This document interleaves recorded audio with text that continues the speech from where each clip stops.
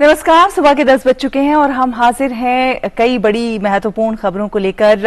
प्रधानमंत्री नरेंद्र मोदी का जो ऑस्ट्रेलिया का दौरा है उसमें क्या कुछ खास है उस पर बातचीत करेंगे और देश भर की कई महत्वपूर्ण खबरों पर विस्तार से नजर डालेंगे। लेकिन आइए सबसे पहले देख लेते हैं सुर्खियां। प्रधानमंत्री नरेंद्र मोदी ने पीएम अल्बनीज के साथ ऑस्ट्रेलिया में मंदिरों पर हुए हमलों और अलगाववादी तत्वों की गतिविधियों के मुद्दे पर की व्यापक बातचीत। कहा, भारत और ऑस्ट्रेलिया के सौहार्दपूर्ण रिश्तों को आघात पहुंचाने की कोई भी कोशिश स्वीकार्य नहीं। ऑस्ट्रेलियाई पीएम ने ऐसे तत्वों के खिलाफ सख्त कार्रवाई का दिया आश्वासन।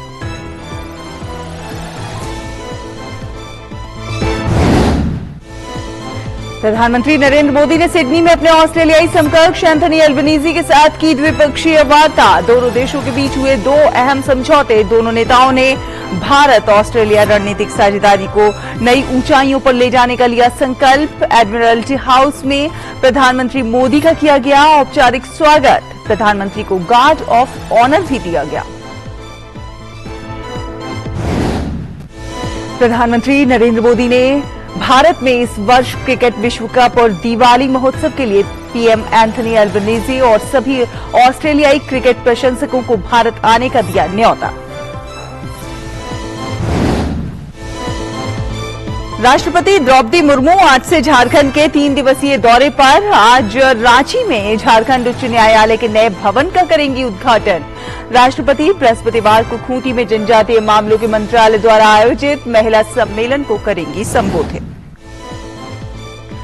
बेंगलुरु में G20 निवेश और व्यापार कार्य समूह की दूसरी बैठक का आज औपचारिक रूप से उद्घाटन।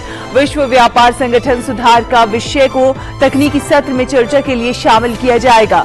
वैश्विक व्यापार तथा निवेश में तेजी लाने और विकास को समावेशी और पारदर्शी बनाना है बैठक का मकसद।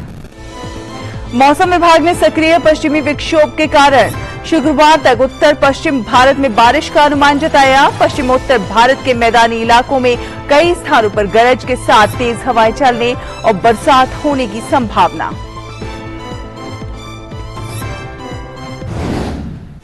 और चेन्नई सुपर किंग्स ने आईपीएल में 10वीं बार फाइनल में बनाया स्थान। पहले क्वालिफायर में गुजरात टाइटंस को 15 रनों से हराया। मुंबई इंडियंस और लखनऊ सुपर जायंट्स के बीच आज होगा एलिमिनेटर मुकाबला।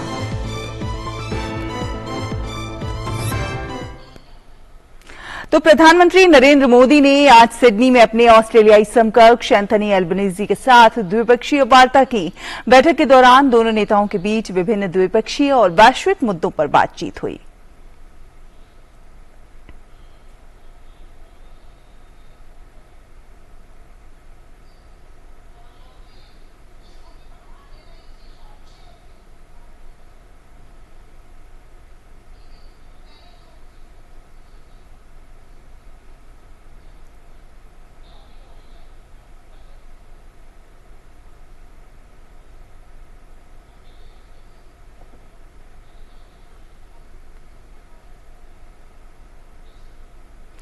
द्विपक्षीय वार्ता के बाद संयुक्त बयान में प्रधानमंत्री ने कहा कि प्रधानमंत्री एंथनी अल्बनीजी से वार्ता हमने अगले दशक में अपनी व्यापक रणनीतिक साझेदारी को नई ऊंचाइयों पर ले जाने की बात कही है।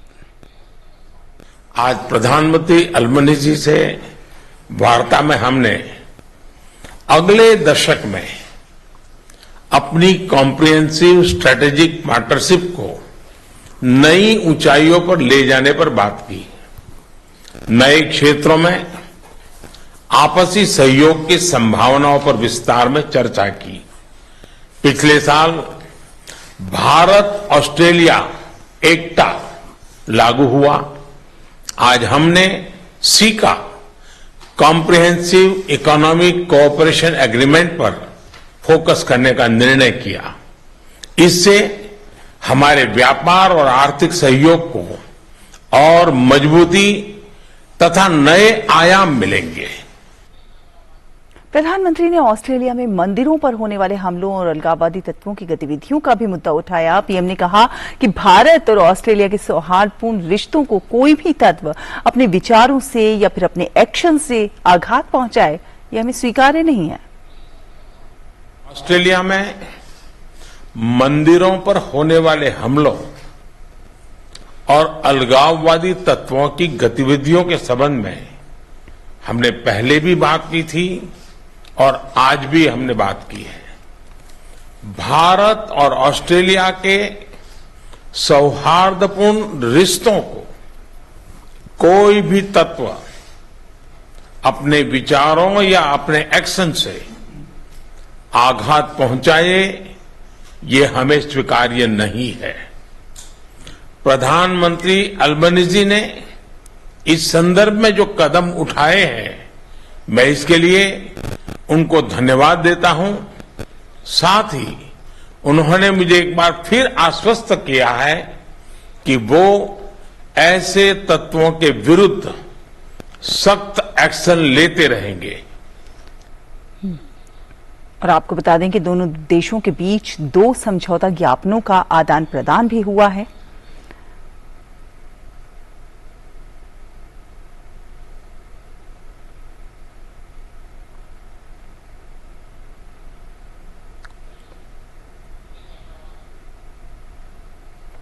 और प्रधानमंत्री नरेंद्र मोदी ने इस साल भारत में आयोजित होने वाले क्रिकेट विश्व कप में ऑस्ट्रेलिया के पीएम को भारत आने का निमंत्रण भी दिया है। इस साल भारत में होने वाले क्रिकेट वर्ल्ड कप के लिए मैं प्रधानमंत्री अल्बनीजी और सभी ऑस्ट्रेलियाई क्रिकेट फैंस को भारत आने के लिए आमंत्रित करता हूं। उस समय आपको क्रिकेट के साथ साथ दिवाली की चमक और धूमधाम भी देखने को मिलेगी। और इसी के साथ बुलेटिन में यहाँ एक छोटे से ब्रेक के लिए रुकते हैं। ब्रेक के उस पार कुछ और खबरें रहेंगी, आप देखते रहिए डीडी न्यूज। एक नई सुबह, एक नई उड़ान, एक नया सफर, मनोरंजन, मस्ती और सेहत की एक नई शुरुआत।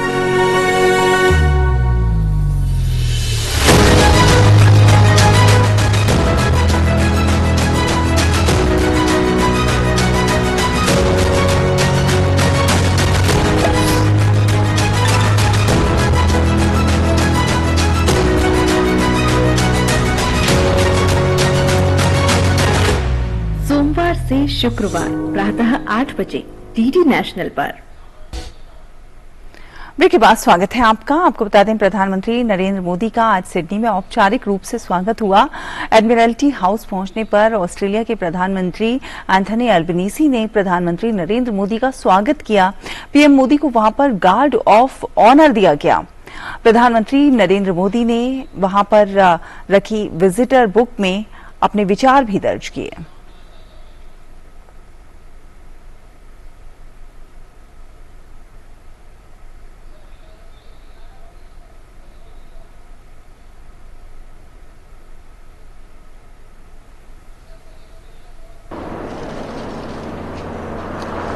Australia's Federation Guard, General Salute, please. Sail! Up!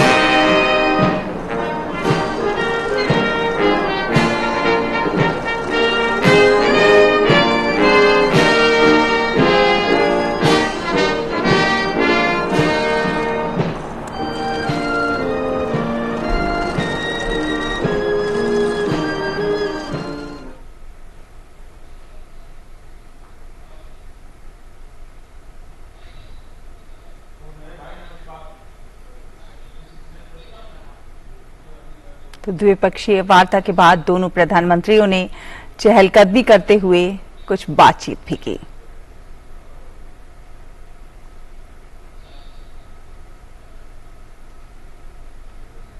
तो ये प्रधानमंत्री नरेंद्र मोदी और ऑस्ट्रेलियन प्रधानमंत्री अल्बनीजी चहलकदमी करते हुए महत्वपूर्ण मुद्दों पर बातचीत करते नजर आए।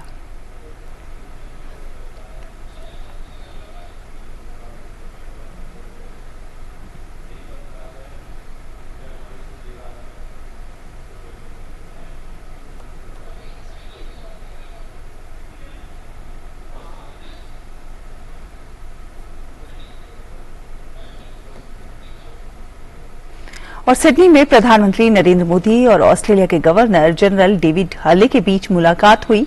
दोनों नेताओं के बीच कई अहम विषयों पर महत्वपूर्ण चर्चा हुई।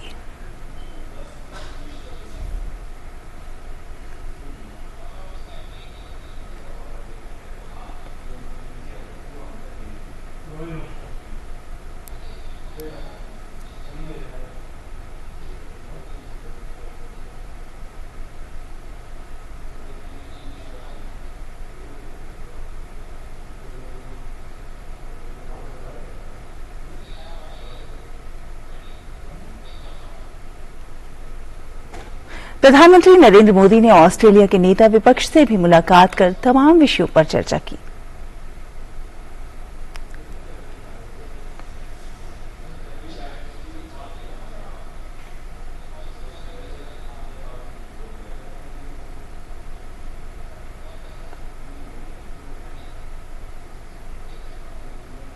राष्ट्रपति द्रौपदी मुर्मू आज से झारखंड के 3 दिवसीय दौरे पर रहेंगी। राष्ट्रपति के दौरे के मद्देनजर सुरक्षा के व्यापक प्रबंध किए गए हैं। अपनी यात्रा की शुरुआत राष्ट्रपति बाबा नगरी देवघर से करेंगी और इस दौरान वो झारखंड उच्च न्यायालय के नए भवन का उद्घाटन करने के साथ महिला समूहों के कार्यक्रम में शिरकत करेंगी और IIIT के दीक्षांत समारोह में शामिल होंगी। द्रौपदी मुर्मू बुधवार से अपने 3 दिवसीय झारखंड दौरे पर रहेंगी। बाबा नगरी देवघर में पूजा अर्चना के साथ महामहिम के दौरे की शुरुआत होगी। देवघर में उनके आगमन को लेकर विशेष तैयारी की गई है। सुरक्षा के पुख्ता इंतजाम के साथ ही मंदिर में पूजा अर्चना के लिए खास व्यवस्था की गई है। राष्ट्रपति के बाबा वैद्यनाथ धाम आगमन को लेकर पुरोहितों में खासा उत्साह है। हमारे देवघरवासियों के लिए बहुत गौरव की बात है जो राष्ट्रपति आ रही है और बाबा वैद्यनाथ का पूजन करेंगी। हम लोग बहुत देवघरवासियों का बहुत उल्लास हो रहा है जो राष्ट्रपति महोदय आ रही है। बाबा वैद्यनाथ से हम लोग कामना करते हुए आए और पूजन करके जाएं और पूरे भारतवासियों के लिए सुख समृद्धि और देवघर में पूजा अर्चना के बाद राष्ट्रपति इसी दिन रांची आएंगी, जहां वो राजभवन में आदिम जनजातियों के साथ संवाद करने के बाद झारखंड उच्च न्यायालय के नए भवन का उद्घाटन करेंगी। राष्ट्रपति के हाथ मिलने वाले इस तोहफे को बेहद खास माना जा रहा है क्योंकि क्षेत्रफल की दृष्टि से यह भारत का सबसे बड़ा हाईकोर्ट परिसर बनने जा रहा है। मान के चला गया है कि कम से कम अगले 100 वर्षों तक की आवश्यकता के हिसाब से इस बिल्डिंग को सोचा गया है और उसके हिसाब से बनाया गया है। एक प्योरली ग्रीनफील्ड प्रोजेक्ट है क्योंकि ये जमीन पूरी तरह से खाली थी और अभी भी इसमें काफी अच्छी हरितिमा है। अगले दिन यानी 25 मई को राष्ट्रपति खूंटी में आदिवासी महिलाओं के लिए आयोजित महिला सशक्तिकरण कार्यक्रम को संबोधित करेंगी। जनजातीय मामलों के केंद्रीय मंत्री अर्जुन मुंडा का मानना है कि राष्ट्रपति का झारखंड आना बड़ी उपलब्धि है और राष्ट्रपति का संबोधन लोगों में नई ऊर्जा का संचार और प्रेरणा देने का काम करेगा।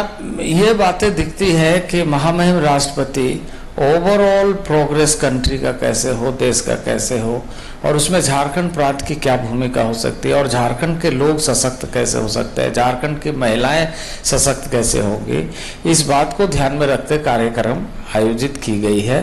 25 मई को ही रांची में IIIT के दीक्षांत समारोह में राष्ट्रपति बतौर मुख्य अतिथि शरीक होंगी। यहाँ भी राष्ट्रपति के स्वागत के लिए व्यापक तैयारी की गई है।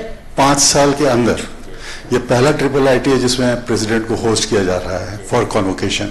तो ये तो हम लोग के लिए मैटर ऑफ प्राइड है naturally for IIIT as well as Ranchi itself. Total 109 students हैं जिसमें 102 बीटेक के स्टूडेंट्स हैं और 6 एमटेक और 1 PhD है। फर्स्ट टाइम हमारा फर्स्ट PhD निकल रहा है इस साल और 102 जो बच्चे हैं उनमें 10 गोल्ड मेडल हैं। राष्ट्रपति बनने के बाद उनकी ये दूसरी झारखंड यात्रा है। करीब 6 साल तक बतौर राज्यपाल वो झारखंड की सेवा कर चुकी है। राष्ट्रपति द्रौपदी मुर्मू झारखंड के 3 दिवसीय दौरे पर आ रही है। इस दौरान वो झारखंड उच्च न्यायालय के इस नए भवन का उद्घाटन करेगी, साथ ही साथ IIIT के दीक्षांत समारोह में शिरकत करेंगी और खूंटी में महिला समूह के लिए आयोजित कार्यक्रम में वो संवाद भी करेगी। अपने सहयोगी ऋषि कुमार और प्रताप के साथ मैं दिवाकर कुमार, दूरदर्शन समाचार, रांची। और बेंगलुरु में आज G20 व्यापार और निवेश कार्य समूह की दूसरी बैठक का औपचारिक रूप से उद्घाटन होगा। केंद्रीय वाणिज्य और उद्योग राज्य मंत्री अनुप्रिया पटेल इसका उद्घाटन करेंगी। विश्व व्यापार संगठन सुधार का विषय को तकनीकी सत्र में चर्चा के लिए शामिल किया जाएगा, जो G20 के अध्यक्ष भारत द्वारा लक्षित प्राथमिकताओं में से एक है। इन विचार विमर्शों का बल WTO के मूलभूत सिद्धांतों की पुष्टि करने पर होगा, जैसा कि मराकश समझौते और इसके बहुपक्षीय व्यापार समझौतों में निहित है। वहीं नॉलेज पार्टनर द्वारा इस विषय पर एक प्रस्तुति भी दी जाएगी। बैठक के दूसरे और तीसरे दिन कागजी दस्तावेजों के डिजिटलीकरण से संबंधित डिलीवरेबल्स पर प्रस्तुतियां दी जाएंगी। इनमें सीमा पार व्यापार के लिए महत्वपूर्ण बिल ऑफ लैंडिंग तथा सर्टिफिकेट ऑफ ऑरिजिन और MSME के लिए मेटा इंफॉर्मेशन पोर्टल बनाने के लिए कार्य योजना विकसित करने, GVC के मानचित्रण के लिए ढांचा, पारस्परिक मान्यता समझौता पर श्रेष्ठ व्यवहारों का एक संग्रह और G20 नियामक संवाद शामिल हैं। भारत की G20 की अध्यक्षता में बैठक का उद्देश्य वैश्विक व्यापार तथा निवेश में तेजी लाने और विकास को समावेशी और पारदर्शी बनाने के लिए वर्तमान अवसरों का लाभ उठाने में आने वाली चुनौतियों की साझा समझदारी बनाना है। और जम्मू कश्मीर और श्रीनगर में आयोजित 3 दिवसीय G20 टूरिज्म वर्किंग ग्रुप की बैठक का आज अंतिम दिन है। इस बैठक में शामिल होकर 15 से ज्यादा देशों के 60 से ज्यादा विदेशी प्रतिनिधियों ने श्रीनगर में देश की पर्यटन और सांस्कृतिक धरोहर को देखा। अनुच्छेद 370 के हटने के बाद से जम्मू कश्मीर में G20 टूरिज्म वर्किंग ग्रुप की बैठकें पाकिस्तानी प्रोपेगेंडा को भारत का करारा जवाब है। 3 दिवसीय बैठक में हरित पर्यटन, डिजिटलीकरण, कौशल पर्यटन, सूक्ष्म लघु और मध्यम उद्यम के साथ विभिन्न पर्यटक स्थलों जैसे प्राथमिकता के 5 क्षेत्रों पर चर्चा हुई। अपने संबोधन में केंद्रीय पर्यटन और संस्कृति मंत्री जी किशन रेड्डी ने कहा कि सरकार पर्यटन क्षेत्र के सतत विकास को बढ़ावा देने के लिए G20 के सभी देशों और अन्य हितधारकों के साथ काम करने के प्रति वचनबद्ध है। वहीं उपराज्यपाल मनोज सिन्हा ने कहा कि राज्य में पर्यटन मूलभूत संरचना के विकास के लिए केंद्र शासित प्रदेश और केंद्र मिलकर काम कर रहे हैं। उन्होंने कहा कि राज्य प्रशासन में पारदर्शिता लाकर भविष्य की एक नई पटकथा लिखी जा रही है। बैठक को संबोधित करते हुए केंद्रीय मंत्री जितेंद्र सिंह ने कहा कि पर्यटन के परंपरागत रूपों के अलावा विज्ञान और कृषि पर्यटन में कश्मीर की काफी संभावनाएं हैं। वहीं मुंबई में G20 के तहत आपदा जोखिम न्यूनीकरण कार्यक्रम समूह की दूसरी बैठक का आज मुंबई में औपचारिक रूप से उद्घाटन होगा। स्वास्थ्य और परिवार कल्याण राज्य मंत्री डॉक्टर भारती पवार आज बैठक के उद्घाटन सत्र की अध्यक्षता करेंगी।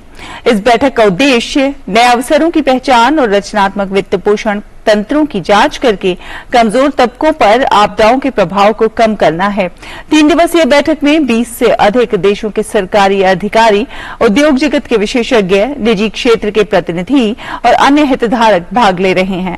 बैठक के पहले दिन स्थायी विकास के लिए आपदा जोखिम को कम करने और वित्त पोषण के प्रबंधन के लिए नवीन उपायों को तलाश करने की रणनीति पर चर्चा हुई।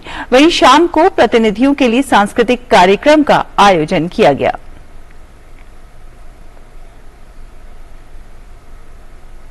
और केंद्रीय गृह मंत्री अमित शाह आज आजादी का अमृत महोत्सव पर एक प्रेस कॉन्फ्रेंस को संबोधित करेंगे। सम्मेलन में केंद्रीय संस्कृति मंत्री जी किशन रेड्डी और सूचना एवं प्रसारण मंत्री अनुराग सिंह ठाकुर भी मौजूद रहेंगे। प्रधानमंत्री नरेंद्र मोदी के नेतृत्व में आजादी का अमृत महोत्सव प्रगतिशील भारत के 75 वर्ष पूरे होने और देश के लोगों, संस्कृति और उपलब्धियों के गौरवशाली इतिहास को याद कर उन पर गौरवान्वित महसूस करने के लिए भारत सरकार की एक पहल है।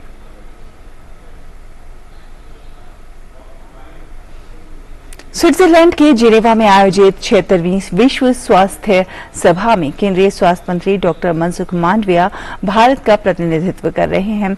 आज डॉक्टर मांडविया प्रतिभागी राष्ट्रों के बीच स्वास्थ्य सेवा से संबंधित सहयोग के अवसरों को बढ़ावा देने के उद्देश्य से विभिन्न द्विपक्षीय बैठकों में हिस्सा ले रहे हैं। इसी कड़ी में स्वास्थ्य मंत्री मनसुख मांडविया ने बांग्लादेश के अपने समकक्ष के साथ द्विपक्षीय बैठक की और स्वास्थ्य सेवा से संबंधित सहयोग बढ़ाने पर विचार विमर्श किया। इन द्विपक्षीय बैठकों में Singapore, France, Netherlands, America, Argentina, Brazil, Qatar और बिल मेलिंडा गेट्स फाउंडेशन के प्रतिनिधि शामिल होंगे। इसके अतिरिक्त ब्रिक्स, ब्राजील, रूस, चीन और दक्षिण अफ्रीका के प्रतिनिधियों के साथ एक बहुपक्षीय बैठक भी निर्धारित है। विश्व स्वास्थ्य सभा को संबोधित करते हुए केंद्रीय स्वास्थ्य मंत्री डॉ. मनसुख मांडविया ने टीबी को जड़ से खत्म करने की प्रतिबद्धता जताई।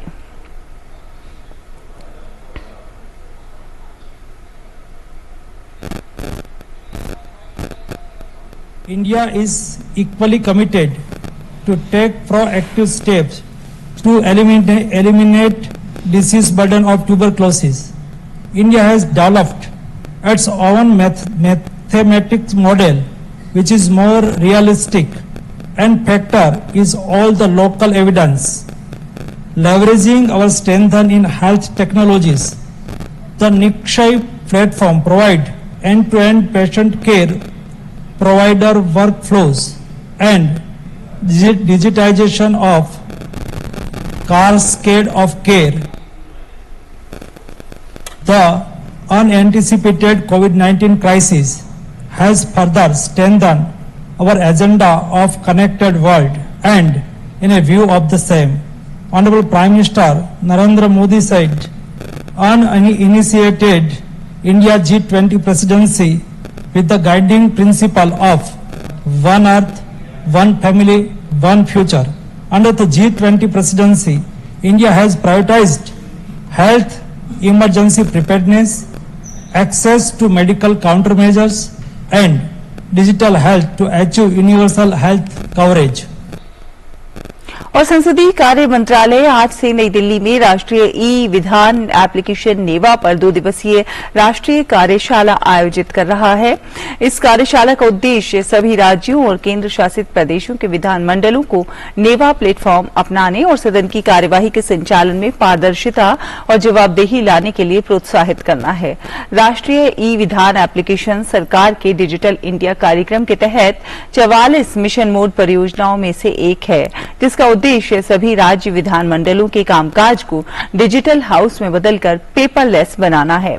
अब तक 21 राज्य विधानसभाओं ने नेवा को अपनाने के लिए समझौता ज्ञापन पर हस्ताक्षर किए हैं। ये परियोजना 17 विधानमंडलों के लिए स्वीकृत की गई है और परियोजना के अमल के लिए उन्हें धनराशि जारी की गई है। उनमें से 9 विधानमंडल पहले ही पूरी तरह से डिजिटल हो चुके हैं और नेवा प्लेटफॉर्म पर लाइव हैं। कार्यशाला में राज्य विधानसभाओं के सचिवों और वरिष्ठ अधिकारियों, राज्य सरकारों के नोडल, आईटी सचिव और राष्ट्रीय सूचना विज्ञान केंद्र सहित नेवा परियोजना के सभी हितधारक भाग लेंगे। इस 2 दिवसीय राष्ट्रीय कार्यशाला में 6 सत्र होंगे। पहला सत्र डिजिटल हाउस के लिए एक मंच के रूप में नेवा पर होगा।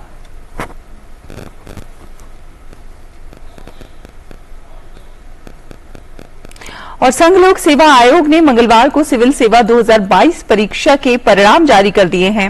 एक बार फिर से महिलाओं ने अपनी मेहनत और काबिलियत का लोहा मनवाया है और शीर्ष 4 स्थान में महिलाओं का कब्जा है।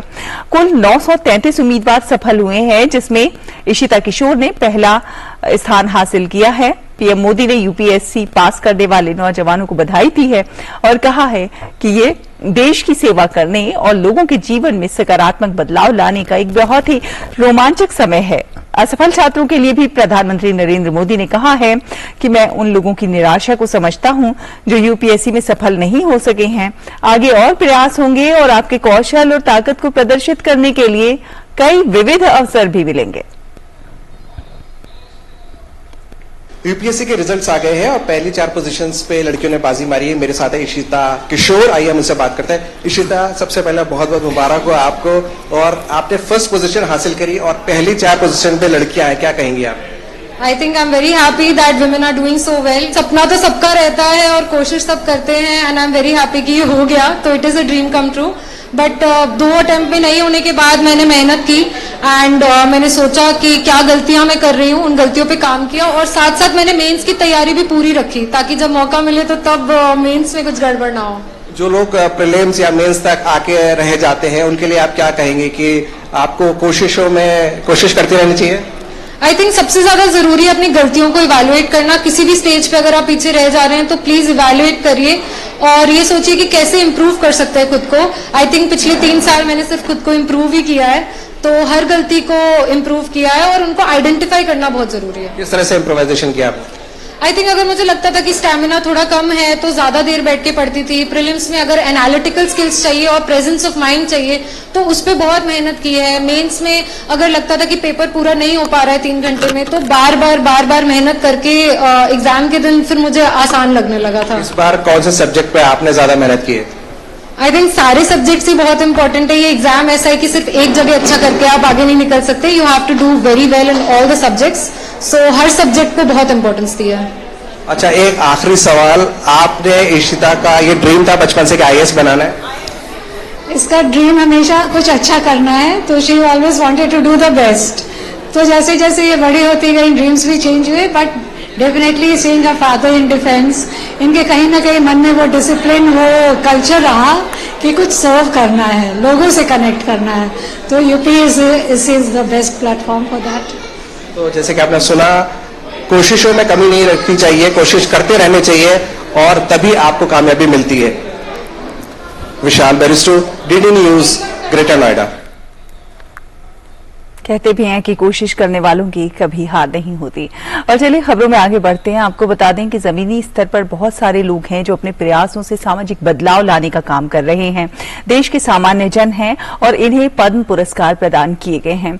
ऐसे विशेष लोगों के बारे में बहुत कम लोग जानते हैं और इसीलिए इनके जीवन संघर्षों को किस तरह से देशवासियों तक पहुंचाया जाए, इसके लिए DD न्यूज ने एक विशेष श्रृंखला शुरू की है, हमारे पद्म। आज हम आपको बता रहे हैं पश्चिम बंगाल के मंगला कांति राय के बारे में, जो कि पिछले 8 दशक से सरिंदा वाद्य के संरक्षण और प्रसार के लिए प्रयासरत हैं।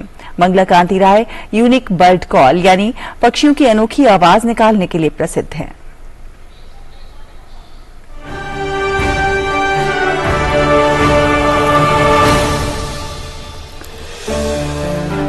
इस म्यूजियम में ये सेक्शन बहुत ही खास है।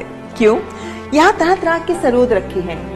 1850 ईस्वी से तब के सरोद रखे हैं यहाँ, अलग अलग डिजाइन के, जिनमें से एक ऐसा भी है जिसमें फिंगर बोर्ड कांच का है। और खास तौर पर यह सरोद बहुत खास है क्योंकि ये शरण रानी का पहला सरोद है। कौन थी शरद रानी जानते हैं आप? शरद रानी को क्वीन ऑफ सरोद कहा जाता है। 1930 के दशक में उन्होंने सरोद बजाना शुरू किया, जब मात्र पुरुष ही इसे बजाते थे। संभ्रांत परिवारों की महिलाएं तो वाद्य यंत्र बजाती ही नहीं थी, लेकिन उन्होंने अपने पैशन को फॉलो किया और वो बनी क्वीन ऑफ सरोद। वैसे ये पैशन तो बहुत सारे हमारे देश के कलाकारों में देखने को मिलता है, जिनमें से एक है जलपाईगुड़ी पश्चिम बंगाल के मंगला कांति राय। 102 साल के हैं ये और 4-5 वर्ष की उम्र से ही ये बजा रहे हैं सरिंदा। एक पारंपरिक वाद्य यंत्र है सरिंदा, जो आदिवासी वायलिन जैसा यंत्र होता है, ढोत्रो बनम उसी से बना है। और ये सरिंदा हमारा पारंपरिक वाद्य यंत्र है और अपने समर्पण के लिए मंगला कांति राय को मिला है पद्मश्री का सम्मान।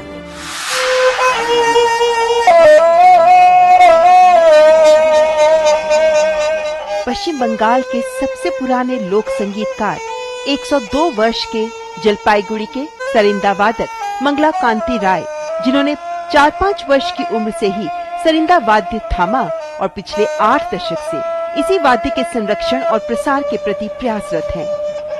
10 से 30 तारों वाला वाद्य है सरिंदा, जिसके जरिए वे यूनिक बर्ड कॉल यानी पक्षियों की अनोखी आवाजें निकालने के लिए प्रसिद्ध हैं।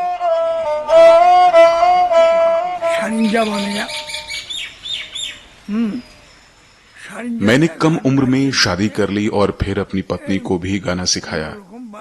फिर हम दोनों गांव-गांव घर-घर जाकर गाना गाते थे। गांव के किसान, मजदूर, अमीर लोग हमारे गीत सुनकर खुश हो जाते थे और अनाज चावल देते थे। मैंने उस धान को बेचकर अपने बच्चों को पाला और एक घर बनाया। मुझे देश के कई राज्यों जैसे असम, कामाख्या, उड़ीसा, कर्नाटक, दिल्ली के प्रगति मैदान, कोलकाता, लखनऊ से फोन आए। मैं और भी कई राज्यों में गया। मेरी उम्र 102 साल है, इसलिए मुझे सब कुछ याद नहीं आ रहा। मुझे रजत पदक से सम्मानित किया गया था। पश्चिम बंगाल सरकार ने भी बंगा रत्न दिया। मुझे अधिकांश लोगों से सम्मान मिला। मेरे 3 बेटे और 4 बेटियों की शादी हो चुकी है। मेरा परिवार नाती पोतों दामादों से भरा हुआ है और मैं अब भी सरिंदा बजाता हूँ।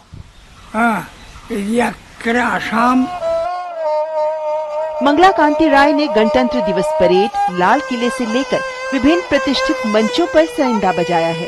वे पिछले 8 दशकों से प्रस्तुति के माध्यम से सरिंदा वाद्य यंत्र को बढ़ावा दे रही हैं।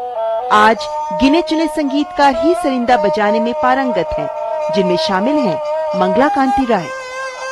श्री मंगला कांति रॉय जी एक कमाल के फोक आर्टिस्ट हैं वेस्ट बंगाल के, जिन्होंने सरिंदा नामक साज को इस प्रकार से साधा है कि पिछले 80 वर्षों से वो इसकी साधना में प्रचार में लगे हैं। पद्मश्री मंगला कांति रॉय जी को अनुराधा पाल की तरफ से बहुत बहुत बधाइयाँ। सरिंदा स्टील, लकड़ी, चर्मपत्र और घोड़े के बालों से बना तार वाला वाद्य यंत्र है, जो मुख्य रूप से असमिया गीतों में संगत के लिए और त्रिपुरा के आदिवासी समुदायों द्वारा उपयोग किया जाता है।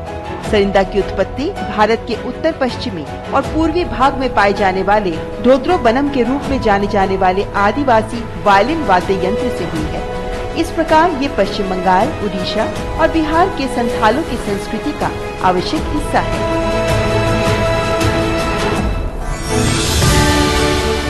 सरिंदा के सरताज मंगला कांति राय को पद्मश्री पुरस्कार की हार्दिक शुभकामनाएं।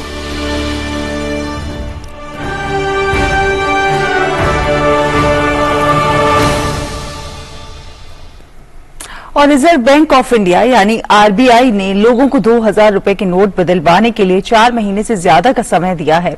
आरबीआई की गाइडलाइन के मुताबिक लोग आगामी 30 सितंबर 2023 तक 2000 रुपए के नोट बैंक में जाकर बदल सकते हैं या फिर अपने बैंक खाते में जमा कर सकते हैं।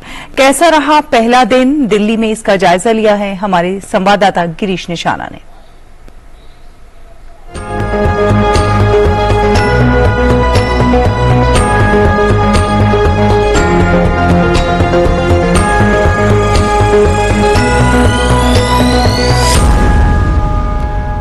के नोट को लेकर क्या है ग्राउंड रियलिटी। हम मौजूद हैं एक बैंक पर, बात करते हैं। फिर आप बताइए 2000 के नोट कितने आसानी से बदले जा रहे हैं? बहुत आराम से बदले गए हैं। मैं तो अभी बैंक में आया हूँ और मेरे को तो ये लग रहा था कि बाहर लाइनें लग रही होंगी, लेकिन ऐसा कुछ नहीं मिला। मैं तो ब्रांच में वॉक किया, अंदर गया और स्लिप भरी अपनी और आराम से 2 या 3 कस्टमर खड़े हुए थे। उसके बाद 4th नंबर मेरा था और आराम से चेंज हुआ।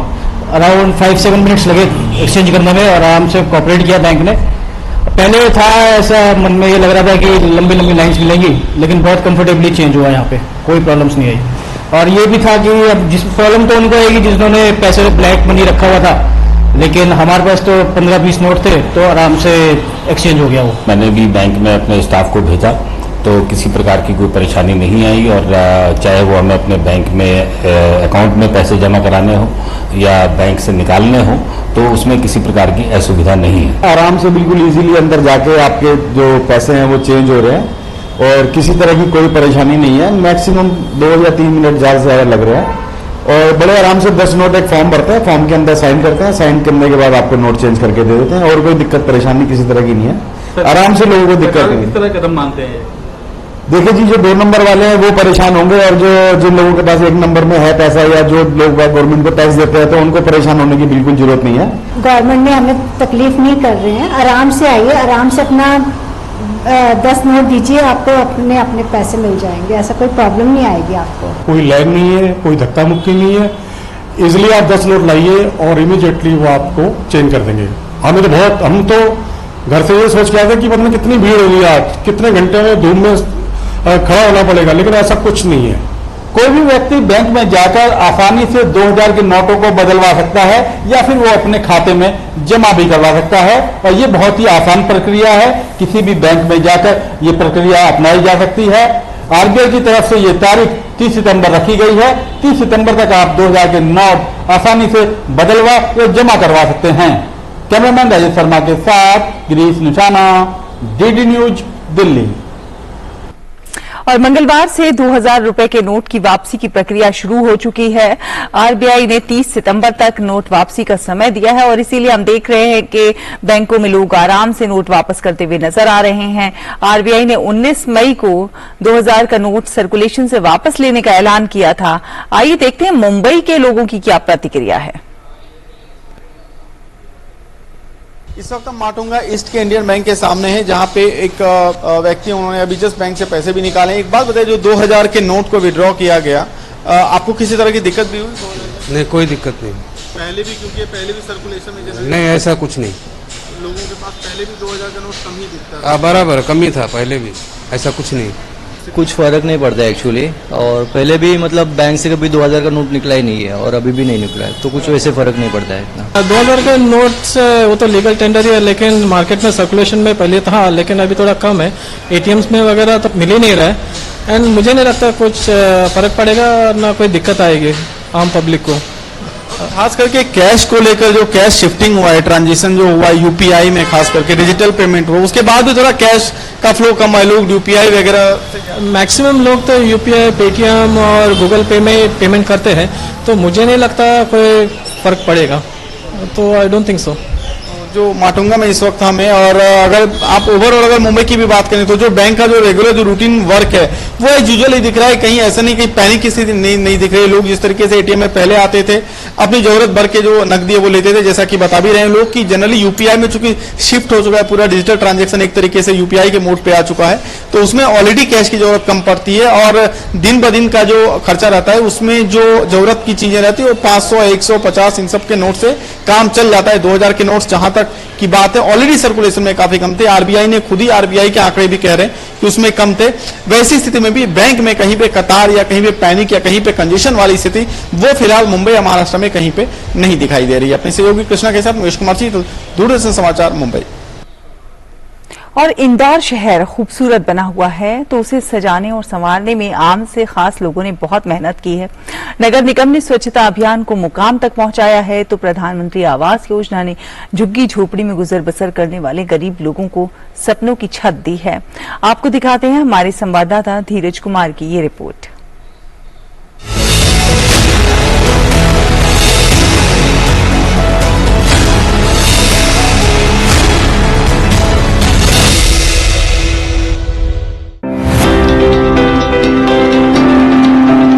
इंदौर शहर के अरावली परिसर में जहां 13 मंजिला इमारतें खड़ी हुई हैं, साल 2017 से पहले यहां पहाड़ियां थी और उन पहाड़ियों पर करीब 5000 आबादी झुग्गियों में गुजर बसर करती थी।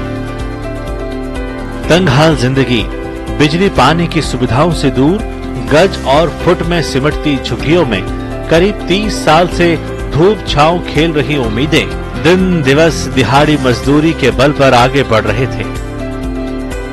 तब साल 2017 का आया, जब प्रधानमंत्री आवास योजना से जहां झुग्गी वहां मकान देने का फैसला आया और यहां की आबादी को दूसरी जगह बसाकर यहां फ्लैट निर्माण का काम शुरू हुआ। साल 2022 में वह तारीख भी सामने आई जब यहां बसे 832 परिवारों को उनके मकान की चाबी थमा दी गई। वापस जब लोग आते हैं और अपने घरों में शिफ्ट होते हैं या नए घर में जब शिफ्ट होते हैं, तो उनके चेहरे की जो खुशी होती है वो जितने समय भी 1 साल 2 साल दूर रहना पड़ता है वो सारी चीजें भूल जाते हैं।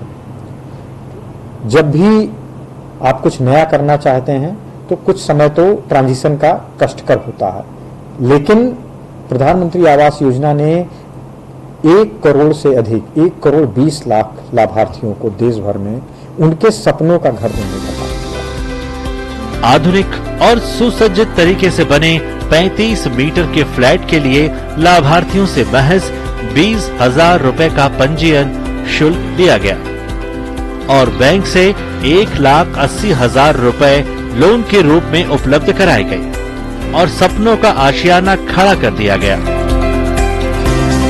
मुकेश सिंह की उम्र 63 साल है, दिव्यांग हैं। मुकेश के चेहरे की खुशी सब बयां करती है। पत्नी पुष्पा से मिलिए, किसी तरह सिलाई बुनाई कर परिवार का भरण पोषण करती थी। विश्वास नहीं हो रहा है कि घर की मालकिन बन गई है। सोचा तो कभी नहीं था, बाकी एक था कि सब लोगों को देख देख के हमको भी लगता था कि कभी हमारा ऐसा होगा, बाकी वो सपना अब हमारा सही हो गया। हम प्रधानमंत्री जी का बहुत बहुत धन्यवाद देना चाहेंगे कि उनने जो ये योजना शुरू करी है गरीबों के लिए, आज पूरे हिंदुस्तान में सक्सेस है। देवास जिले के राधेश्याम भरभूति 20 साल पहले सब्जी बेचने इंदौर आए। इंदौर शहर के स्लम में एक पीढ़ी जवान हो गई। दोनों बेटों की शादी भी हो गई। प्रधानमंत्री आवास योजना से राधे श्याम को 3 फ्लैट मिले हैं। विश्वास नहीं होता कि सपना हकीकत में बदल गया है। मेरे 2 बेटे हैं, पहले बड़ा है लखन, छोटा विनोद है। दोनों को ही मिला है, हमको 2 बेटे उनको, और हमको भी मिला है। तीनों बाप बेटे के मिले हमको। प्रधानमंत्री आवास योजना से इंदौर शहर के 70,000 से अधिक लोगों को लाभ मिला है। लाभार्थियों के लिए 3 श्रेणियों में फ्लैट निर्माण कर उन्हें उनके घर की चाबी later in the evening today to give us a sense of the visit so far and the next couple of engagements. I have the privilege of welcoming Shri Vinay Quatra, Foreign Secretary, sir. We also have on the dais Shri Manpreet Vora, High Commissioner of India to Australia, as well as Shrimati Paramita, Joint Secretary Oceania in the Ministry of External Affairs. Sir, maybe you'd like to have opening remarks on this. Thank you very much, Arindam, and good afternoon, all of you.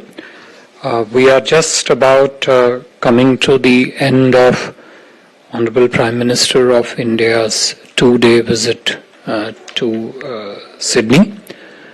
We still have 2 key elements of the program ahead of us. We have Prime Minister's engagement with the business and industrialist CEOs in a business roundtable just in a little while from now, and thereafter a formal dinner to be hosted by the Prime Minister of Australia later in the evening. But since we are not going to have too much time to do a structured presser afterwards, we thought we'll use this opportunity of a small gap in the program and do a very brief interaction with our friends from the media to run through what has thus far been a set of very intense and productive discussions during Prime Minister's ongoing visit. So as you all know, Prime Minister started his visit day before yesterday evening when he arrived. Yesterday's engagement essentially were focused on his meetings with the select CEOs. These were one-to-one meetings. Thereafter, he had a set of engagement with the high achievers from a cross-section of the Australian society. And later in the evening, you all witnessed it live. He addressed the community and diaspora in Sydney, where of course he was joined, and he is very grateful for that. He was joined by the Honourable Prime Minister of Australia, senior ministers from his government, members of the local legislature, senior councillors, other elected officials, and of course leaders from the community. Broadly, if I was to capture the overall sense, thrust of the meeting, I would describe them as very frank, honest to the extent, focused, outcome driven, and very, very productive in terms of their specific achievements in that sense. In terms of the elements of discussions which the Honourable Prime Minister had today with the Honourable Prime Minister of Australia during his call-on with the Governor-General and during the call-on by the Leader of Opposition on Honourable Prime Minister of India, I could list roughly 10 or 11 key areas of partnership that the 2 Prime Ministers spent some time taking not only just assessment of the progress in those areas over a period of last 1 year, ever since they met first in May last year, but also chalked out what they could focus on in months and years ahead, besides, of course, continuing building on the achievements so far. I would simply highlight the thematic topics under which these were discussed. We don't have time really enough to go into details of each one of them. So there were roughly 10 or 11 areas. First was trade, in which, as you heard both Prime Ministers speak in their press remarks, they focused on the achievement of ECTA between the two countries, but they also expressed a shared aspiration that the discussions on CECA, Comprehensive Economic Cooperation Agreement, would progress rapidly. 2, investments. 3, technology. 4, tourism. 5, education. And as you all know, during the visit of Honourable Prime Minister of Australia to India very recently during Holi, 2 of the Australian universities opened up their first campus at the GIFT city in Gujarat.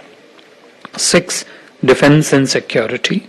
7, the entire domain of renewable energy, and in that the particular focus was on green hydrogen, both during the bilateral discussions as also during Prime Minister's individual meetings with the CEOs of the Australian companies yesterday. 8, the entire segment of migration focus was on green hydrogen, both during the bilateral discussions as also during Prime Minister's individual meetings with the CEOs of the Australian companies yesterday. 8, the entire segment of migration and mobility. 9, the field of rare earths and critical minerals. Again, there also the entire ecosystem of how the two countries, how the private sector, business and industry of the two countries can partner was touched upon, whether it's technology or it is skill mapping or it is, of course, investments and naturally trade. 10, people-to-people cooperation.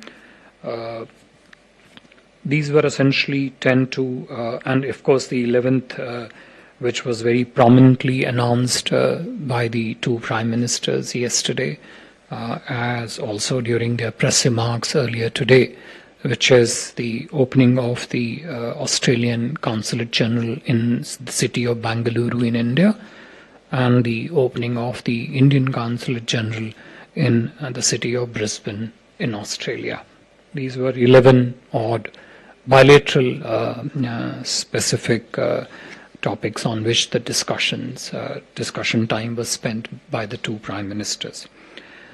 Besides the areas of bilateral importance, the two Prime Ministers also spent some time talking about regional and global issues.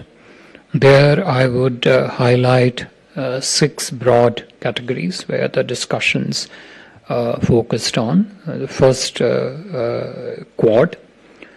Second, relating to the larger maritime and the terrestrial space of Indo-Pacific. 3, the impact of Russia-Ukraine ongoing conflict. 4,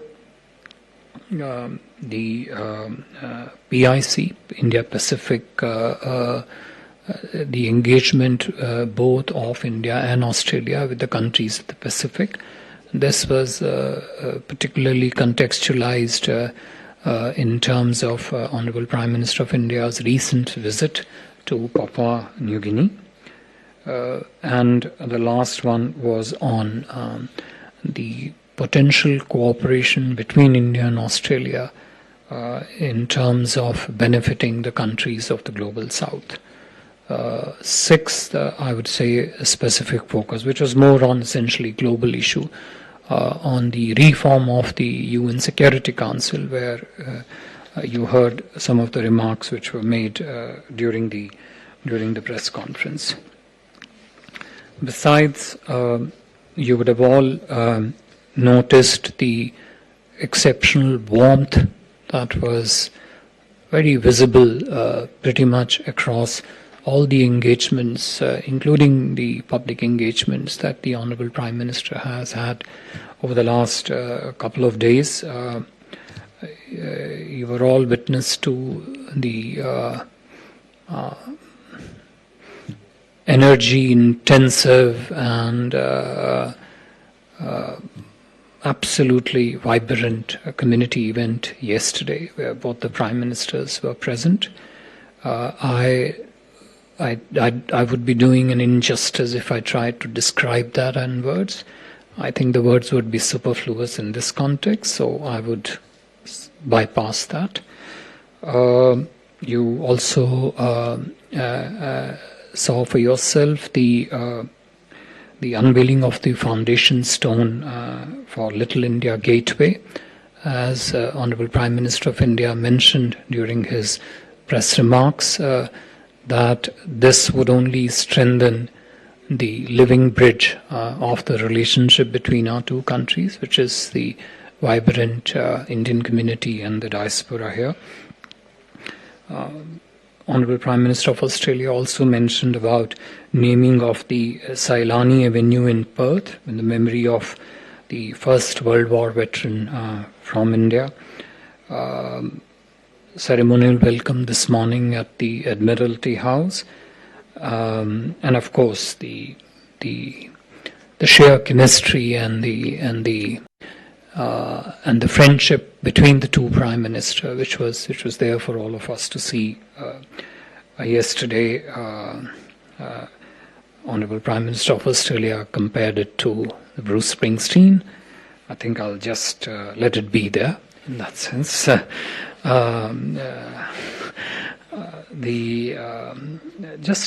Just briefly to also capture that in terms of the 10 areas of bilateral discussions that came up, we would suggest that we would think that 3 of them would really would be areas of intense focus in terms of our efforts in months and years ahead. One, of course, the green hydrogen, which is in the very nature of that particular domain is forward-leaning. The mobility partnership, I think it sets a new benchmark in terms of not just people-to-people relationship, but how the how the two economies actually look at each other in terms of benefiting from the competencies, complementarities and competencies of the skills, I would say, between the two economies. And third, of course, this entire space of defense and security and technology, which is a forever new evolving dimension of the relationship. In the specific field of technology, I would say, and this figured very prominently in discussions, I would simply underline this as only just one of the segments, which is the cooperation in the space of fintech. And again, this is one of those unique areas where everybody in the two countries, everybody in the two societies is a net beneficiaries. It is one of those things where one of fintech of India and one of complementaries in the Australian economy, 1 + 1 makes 3, not just 2. That's the very nature of the fundamental catalyst nature of cooperation in the space of financial technologies. I think I would probably end here, and if I've left out any of the things, we'll try and address them through the questions. Thank you. Thank you very much, sir. Before we open the floor for questions, the ground rules, please introduce yourself and the organization that you represent. Why don't I start with you? Sir, Ayushi from ANI.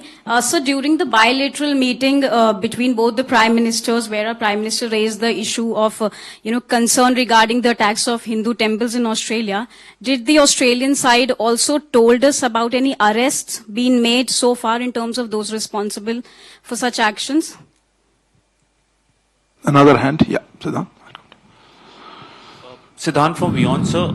The Prime Minister said that he got assurances from Prime Minister Albanese. What kind of assurances the Australian government gave specifically on the attacks on the Hindu temples? And my second question is, how much China was part of the conversation, because both countries in some way have been dealing with a very aggressive China? Manish. Manish Chand, India Rights Network. Sir, you said Global South was part of the conversation under the rubric of multilateral regional issues. In what ways India and Australia are going to work to advance welfare and interests of the Global South, number one. Number two, sir, very briefly, you spoke about defense cooperation, defense and security. Are we looking at, have we reached a stage where we are looking at joint manufacturing or transfer of technology? What is the way ahead for defense relations? Thank you. Sorry, no. Hi, I'm Kirsty Needham from Reuters. I had two questions. You mentioned reform of the UN Security Council. What ideas were discussed between Australia and India on this matter? Also, you referred to the Pacific Island countries. On the same day that the Prime Minister Modi visited Papua New Guinea, the United States signed a defence cooperation agreement. What's India's views on this? I think we'll take these round of questions, sir, and we'll... Thank you. First, to NI's question with regard to attack on the temples and the other such activities that are disruptive to the relationship. As you heard Honourable Prime Minister say in his press remarks that the attack on the temples and the activities of the other separatist elements, these were discussed between the two Prime Minister earlier also, during Prime Minister Albanese's visit to India, and today also. From the discussions last time till this time, the progress is clearly reflected in the fact that Honourable Prime Minister of India thanked Honourable Prime Minister of Australia for the action that the Government of Australia has taken, not just in making correct appreciation of the nature of such activities, but also against the elements which perpetrated such attacks. Besides, you would have clearly noticed when the Honourable Prime Minister of India said, and which was clearly appreciated by the Australian side, that India-Australia ties are very strong, very deep, very extensive, and we would not allow these friendly ties to be disrupted by such elements. Prime Minister also thanked the Honourable Prime Minister of Australia for his assurance, and this is where I come to that specific part which Siddhant asked, which is that assurance that Australia would continue to take strong actions against such elements that want to disrupt the strong and deep ties and India-Australia partnership. Naturally, this is one of those areas where the relevant departments of the two countries will remain in touch with each other so that they can closely coordinate whenever the information on such a thing arises and needs to be exchanged with the other side, so that timely action can be taken on that. With regard to China, Siddhant, your specific point, as I mentioned to you that during the discussions between the two Prime Ministers, there were also areas of regional significance and regional developments in the region which came up for discussion. Quad, where they spoke about free, open, stable, and prosperous Indo-Pacific, and discussions in the Quad realm and the Indo-Pacific realm as to how India and Australia can work together to shape a positive agenda in Quad and Indo-Pacific was discussed. Naturally, the challenges to the